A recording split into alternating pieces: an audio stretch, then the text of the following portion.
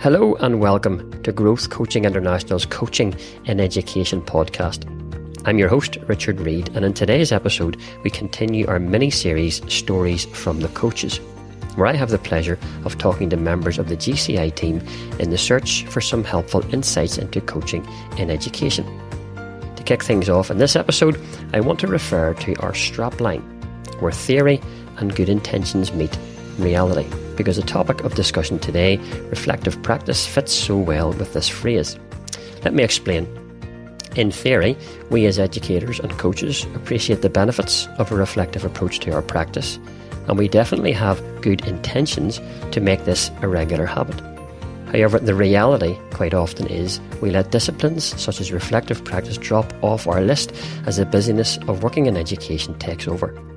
In this episode, we aim to help you address this issue, and I'm so pleased to be joined by one of GCI's longest serving members, Henning.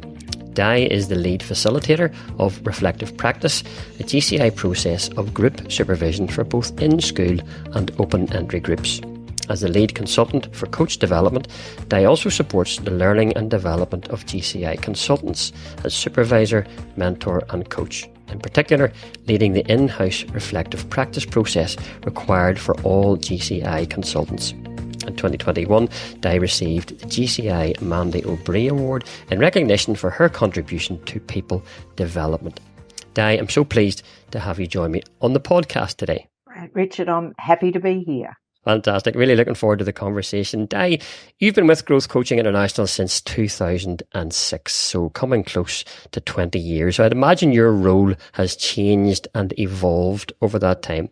Can you share with us an overview of your time with GCI and how that role has evolved into what you do today? Yes, it's been interesting to reflect. So certainly I began working as both coach and facilitator of all of the Growth Coaching International workshops and programs. And, I did that for many years and travelled all around up and down the eastern coast of Australia, doing programs. But I was mainly based in Tasmania doing that at the time. But on reflecting on it, I thought, well, the learning, I suppose, was really the continuous theme through that through facilitating that, being able to facilitate well, it took me into learning deeply about coaching, so that not only was I practicing it, but I was continuously learning about coaching as well. And, and through that process, I was even designing programs as part of what I did. Obviously working with others, but it always takes you deeper into the learning. And I think that's the key thing that, has been, just a strong part of what I've done. And I've always been interested in, once we help people understand what coaching is about, how do we sustain that learning? How do we help them continue to coach well once they've done their initial training? So that's been something that's always interested me. I have to mention a sort of a key pivotal point in my, the way I think about coaching was being involved with solution-focused practice, coming across, as we all did, the work of Mark McCurgo and others who, list too long to mention. But I did a course with Mark McCurgo, as others of my colleagues did, at the Uni of Wisconsin on solution-focused practice. And that was very significant in my thinking, bringing, that whole solution-focused approach and future thinking to our work. That really had an impact on me. And that then I took into working with Annette Gray, working on reflective practice. And it's very much based on, let's explore coaching. Let's look at what we actually do and learn from that, and think about what's working well, and then think about what we might do differently. So that was a really strong impact on the way that shaped me. And then, of course, that led me from group supervision, which is what reflective practice is. It's a form of group supervision, to the work on individual supervision, and then moving to have my accreditation with the European Mentoring and Coaching Council as a coach supervisor. So that's now where I really find the focus of my work, still continuing to coach, but now a really strong focus on the sustaining of learning and sustaining practice, keeping true to the principles of coaching. So I think that really sums up sort of where I am today. Yeah. Fantastic. It's amazing though to think, I mean, right from 2006, and to me, when I think of that period of time, I could be guilty of thinking, goodness, Di has it all sussed. She's been doing this for a long, long time. But yet, very clearly in your answer, you're very humble in many ways, because you've been continually learning all the way through that process. And I think that's good for people to hear, that, when you get into that position, it's an ongoing learning journey, even if you're doing the facilitating and doing the teaching. And you used a lovely word there, to explore coaching. And even after the length of time you've been involved in it, you're still exploring, which I think is a lovely place to be. If we're talking about exploring, as part of the coach training team, you've obviously worked with numerous educators who are just new to coaching and would be very much at that exploratory stage. Is there one key coaching skill that you would encourage them to focus on most in those early stages of development? I thought about this, ranged across all the schools they are, and I cannot, Richard, say one. What I want to do is put listening and noticing together. I think it's working on our listening and simultaneously what we're noticing about the person we're working with, and the noticing is so subtle. It's things we pick up. And it's been an interesting experience for me that now, as I work intensively with people who are learning coaching, it helps me see what I do know. And things you just kind of take for granted. I realise that if I'm watching them, I pick up things as I'm observing that, as new coaches, they don't. And that makes me realise just how much I do pick up. And that's what helped me kind of shape this response. That what we pick up is about the language the person's using. We're listening for that. What are the words? What are we hearing? And we're looking, what's their meaning? And, we use clarifying to kind of, to get greater clarity around that. But, our listening is also about what's not said. And so and what I've come to realize is that the more you do this, the more focused you are on this part, then, you just develop your skills, you become more acute. And why I think these are so important, the listening and noticing together, is that from that's what we use to calibrate our response. We can't ask the right question. We can't ask an appropriate question. I don't think there is. I don't like that word, the right question.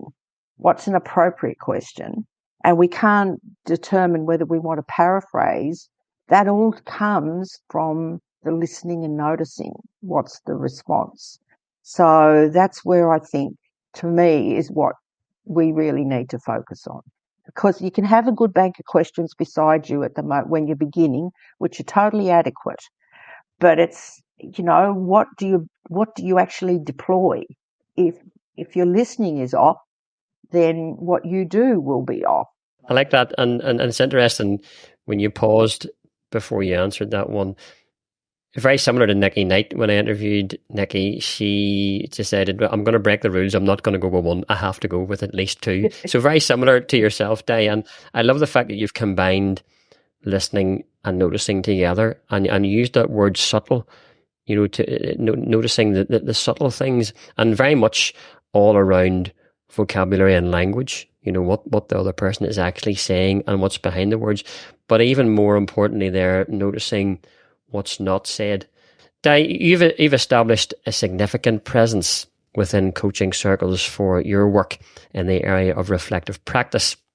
Now, reflective practice for many educators and coaches is something that they think they understand, but the reality is that they're only scratching the surface. So I'd love you to take a bit of time and just walk us through what effective reflective practice looks, feels, and sounds like.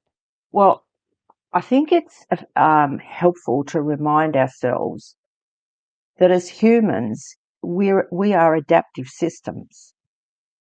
Now, all the writers and thinkers about systems will probably, cringe when they hear me use the layman's description of what this is about.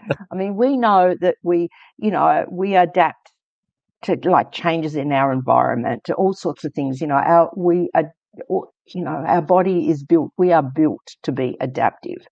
But what we don't fully, I think, be conscious of is the process or how or the degree to which we are adaptive in our way of being and the way we operate, as social beings, as interactive people. And so we're built to be able to change, and we adjust. So we have a process of self-evaluation, which is just going on continuously for us about all sorts of things. And essentially we're sort of affirming what's working and you continue doing it. Or if something we realise that wasn't most useful, well then we've got the capacity to change. And so reflection is the process we have that enables us to do that. And it's an interesting phenomenon to me that it is so important to us. But I've often asked people when I've been chatting about this, can you think of a time in your whole professional life or any part of your life where you've ever been engaged in any professional learning on how to reflect? Well, nobody offers anything. It just kind of doesn't exist. It's almost this assumption that we pick it up as we go along. And, you hear people say, it'll be really good to reflect on that, or you need to go away and reflect on that. And you think to yourself after a while, well, what exactly is it you're assuming they're going to do? And the other thing that as you delve into this, you realise that some people have developed very sound, helpful, useful practices of reflection. And then occasionally you'll come across somebody who says, I don't reflect. I don't see any point in reflecting. And it's, it's just, I find it a really intriguing phenomenon. So to me, it is profoundly important because through reflection, it's about how we can adapt and change, how we learn and grow. So therefore, in my mind, it's very helpful to have some greater understanding about how exactly do we reflect. And that's what really intrigues me. I'm really intrigued about how we learn to be reflective and how we can enhance our reflective skillfulness, because it's a skill. And then, of course, it becomes how do we support others to actually become more helpfully reflective? Because I think you can be very unhelpfully reflective. It doesn't take you anywhere to a really useful place. And the interesting thing is we have ingrained habits that may not be the most useful. So therefore it becomes very interesting to kind of open it up and really see how we go about it. So that's what I'm interested in. So I thought that it would be helpful just to talk about two aspects of what it is we do in reflection.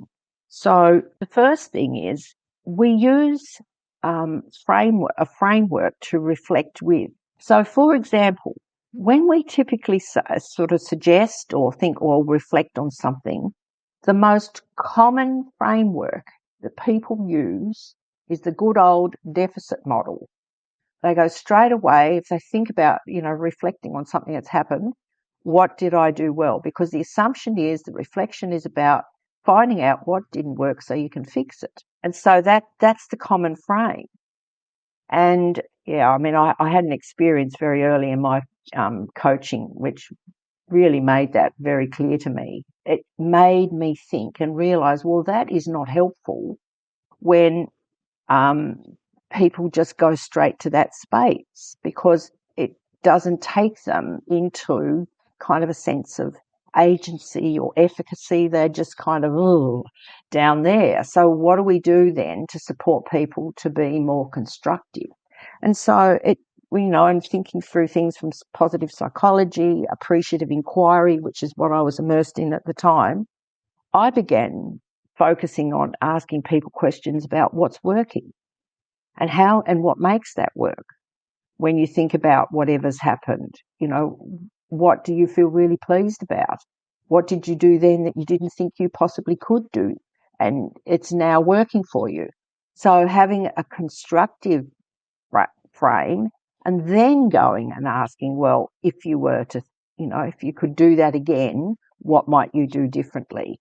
So that became, a framework that I used very, commonly. And then, of course, once I became immersed in solution-focused thinking, I could see, well, there was a whole lot more theory around that I could bring to that.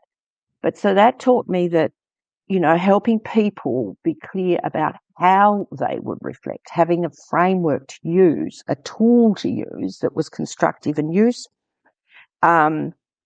became a key thing to help people understand. And of course, that then becomes like a core concept of reflection. We can actually choose what framework we want to use to reflect with. And so in the literature now, you can find useful frameworks. So one framework that's used is the Gibbs model. It's talked about in one article we use in a program. And that begins with saying you should, to begin with describing, it can just be internal, what the event or the thing is you want to reflect about. Just describe it. But then interestingly, the next question they ask is, or put forward that you can ask is, well, what was your feeling about that? How did you feel about that? And I've had people comment to me when they've been exploring this, isn't it interesting to get you to think about just, well, how did that make me feel? What was I feeling there? And it brings in a different dimension, I've had people say to me. So, I'm not going to go into the frame. I'm just sharing that that's one. Also, there's the work of a guy called Brookfield, and he was talking about teaching practice, and he developed this concept of lenses that you could look at whatever an event is or a situation you want to reflect on through different lenses. And so he used the lenses of like your own experience, like how does this, what I've just done here or witnessed here or thinking about that I've done, how does that fit my other experiences? Then looking at it from if you're participating with other people, so if you're a teacher in the class, well, what did the students think? If I'm a coach, I would ask the coachee, what did you notice about what I did? So that, helps me see from a different perspective. Or, if I'm working with colleagues, sharing things that, I might think, well, what is it they would notice about me? Because they obviously know what I'm doing. So what would they see that perhaps the participant wouldn't see? And then also as another lens I can use is, well, what does literature tell me? If I think about this is my coaching, for example, what's the lens of what literature might be saying or research would be saying? So that's a kind of a framework that Brookfield puts forward. And really there are any number of frameworks, or we can call them tools that support us to reflect.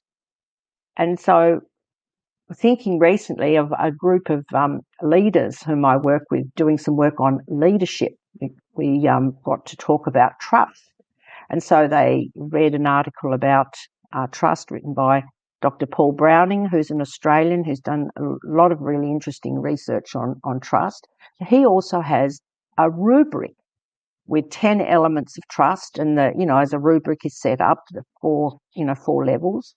So I pointed them to the rubric, and between two sessions that we did, I set them the task of using the rubric to reflect on what they saw themselves doing in terms of developing trust with the people they work with.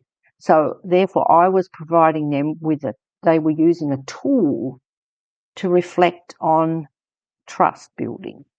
So all sorts of things that we can bring in then to support us as a tool to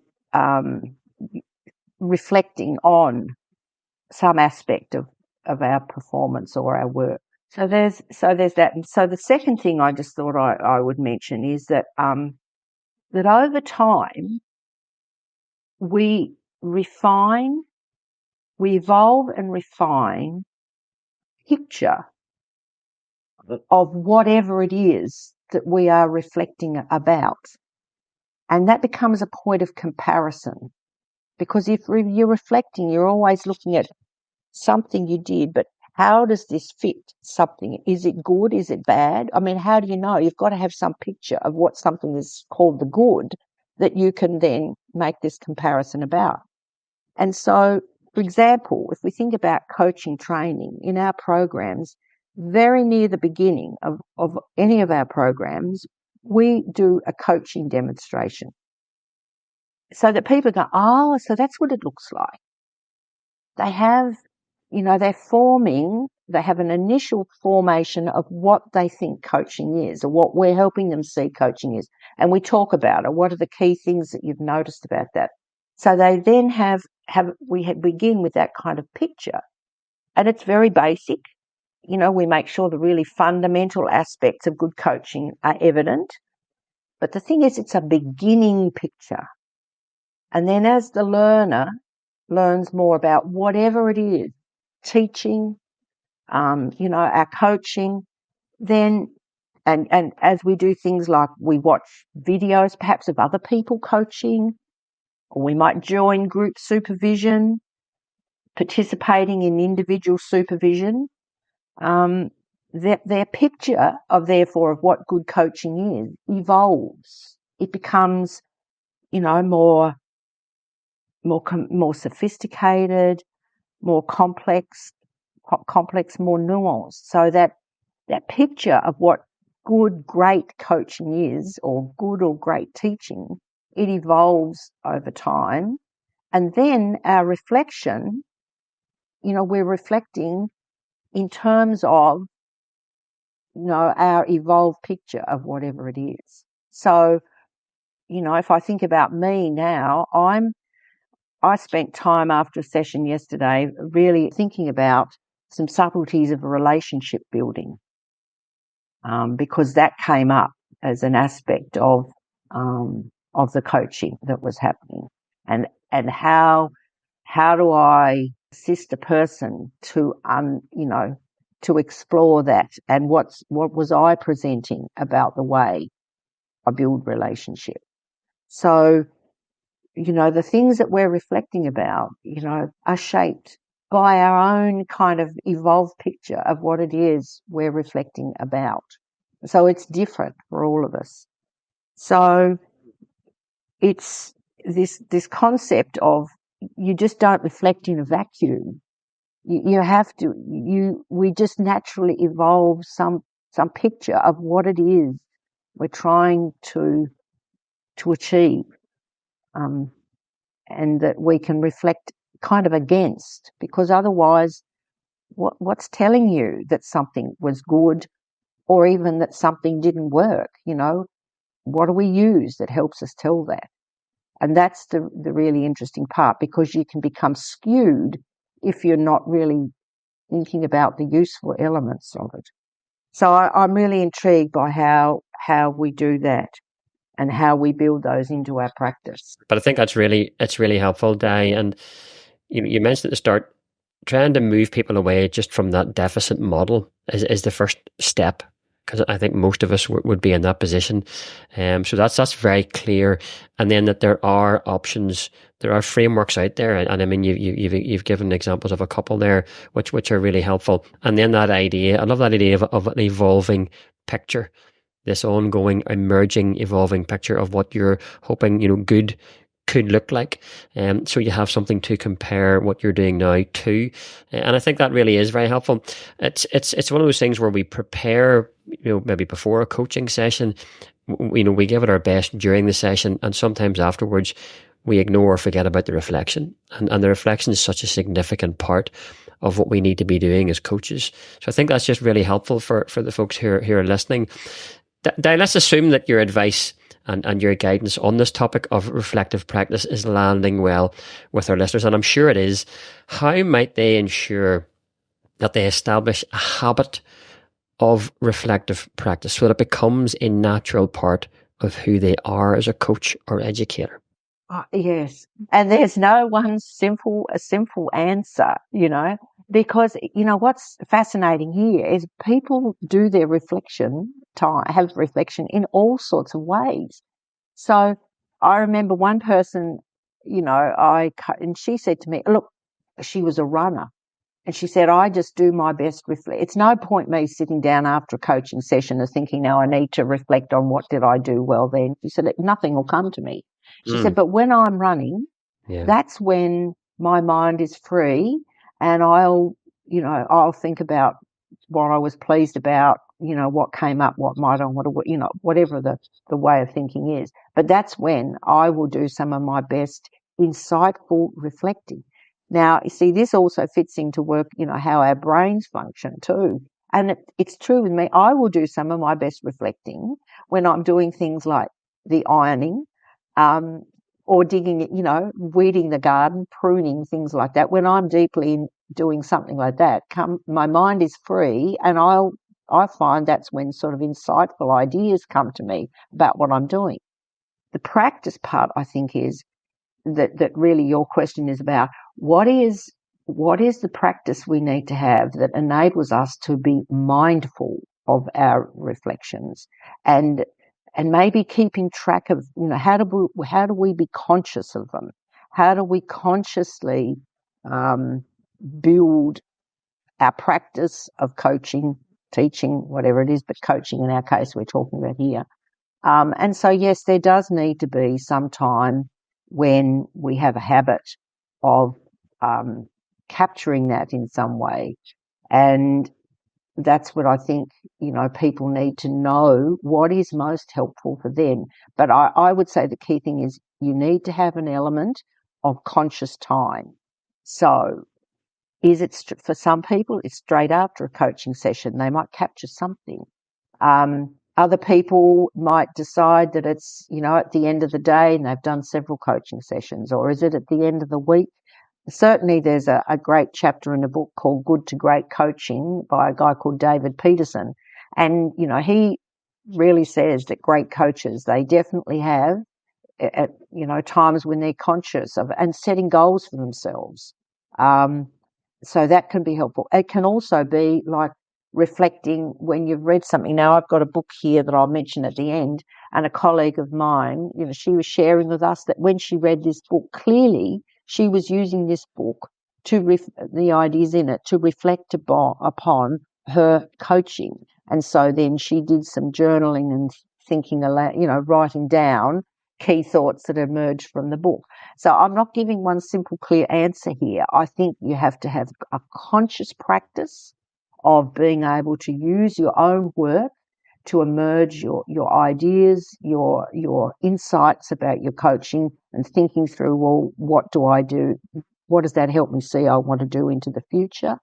And however it works for you, of being able to bring that consciousness to your learning so it transfers into your practice. Some people love to write loads of things down. Other people like to just jot a few ideas, and it's whatever it is that it really supports you as a learner, but it has to be there in some form. I think that's a really helpful answer, Di, to be honest with you. And I think people will be relieved when they hear it's different for different people. And I go back to the word you've used earlier on in the conversation is it's about exploring what works well for you as an individual, trying things out, making mistakes, seeing where, as you used the phrase, when your mind is most free, when you are going to be in the best place to reflect. That might be immediately after the session, and for some people they're thinking right now, yes, that's me. Or it could be like your colleague who's out running, and that's when her mind is in the best possible place to reflect. And that's only after exploration, taking a bit of time to see. But as you say, it still has to be a key integral part of who you are as a coach, and you need to be intentional. Di, in the true sense of reflective practice, because that's our theme for today, do you see an emerging picture of where coach training is heading in the next few years? Is there a next big thing coming up for coaching and education? What are your thoughts? Oh, yeah, that's really interesting. I have to tell you an amusing story that Chris and Claudia have shared. They've been to Singapore, and they were talking to somebody from who was very, very senior. Maybe he was the president, I'm not sure, but very, very senior in ICF. And he shared with them that ICF has realised that the next trend in coaching is coaching in education, to which they kind of fell about going, well, we've been coaching in education for 21 years as a company. So, look, one trend is about supervision. Individual supervision has moved now, thanks to technology, very much into recording, videoing coaching, and then working individually with a supervisor to explore that. Some people think that mentoring and coaching are polar opposites. Great mentoring uses most, if all, of the skills of great coaching.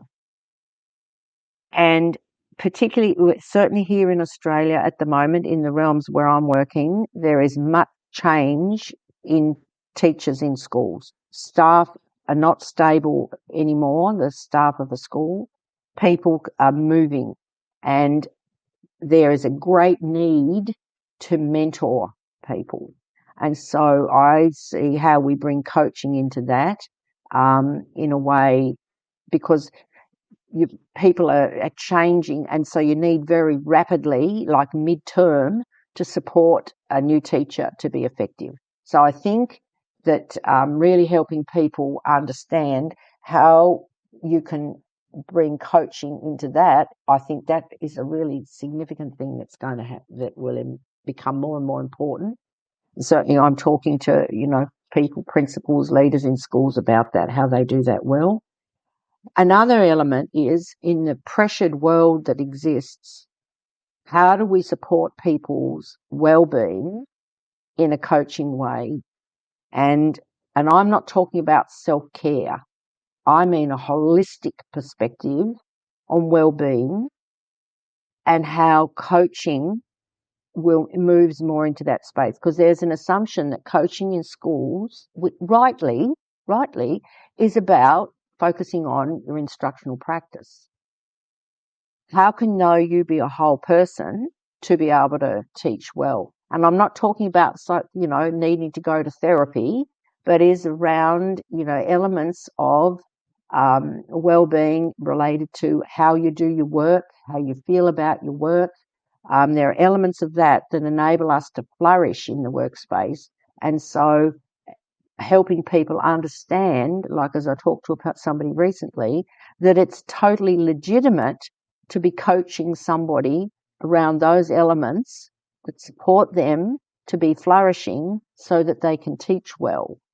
And I think that's really important. So to build the capacity of in-school coaches or people working, in the coaching space with educators, then that's when, to me, individual supervision and helping individuals work in that space becomes more important, because it's a different, it's somewhere different to talking about instructional practice, but yet it enables people to be effective in their work, focusing on the holistic view of well-being. That's fascinating, and it's sort of the angle you've taken on that, Day. And I even like, the word you used in there was flourishing, helping our educators and leaders to flourish in their role.